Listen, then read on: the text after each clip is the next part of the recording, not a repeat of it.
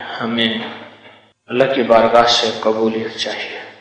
جتنی شہرت مل جائے، عزت مل جائے، مال مل جائے، چیزیں مل جائیں، دنیا میں مقبولیت مل جائے، ہر فرد، ہر شخص مجھے چاہے، میرا سکہ چلے، میری بات اور میری عظمت ہو، لیکن اگر عرشوں میں قبولیت نہیں ہے اور عرش میں میری اللہ کے ہاں کوئی حیثیت نہیں ہے، میرا یہ سارا نظام بیکار ہے.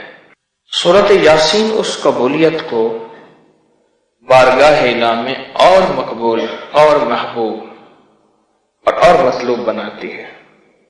سورۃ یاسین قرآن کا دل ہے.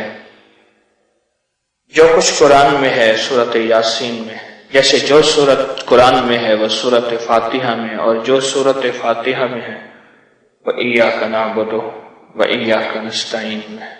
جب قبولیت کا فکر لگ جائے گا کہ مولا میں قبول کیسے ہو جاؤں اور میری عبادت قبول کیسے ہو جائے اور تو مجھے قبول کیسے کر لے، اے اللہ میرے دل کو اپنی محبت اور معرفت کے لیے قبول کر لے، کیسے ہو، پھر قبولیت کی راہیں تلاش کرتا ہے.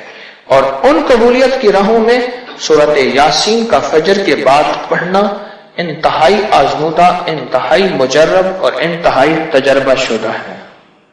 ان قبولیت کی راہوں کی تلاش میں جو لگتا ہے، جو قبولیت کی راہوں کا متلاشی ہوتا ہے، پھر وہ سورۃ یاسین کے ساتھ دوستی کرتا ہے.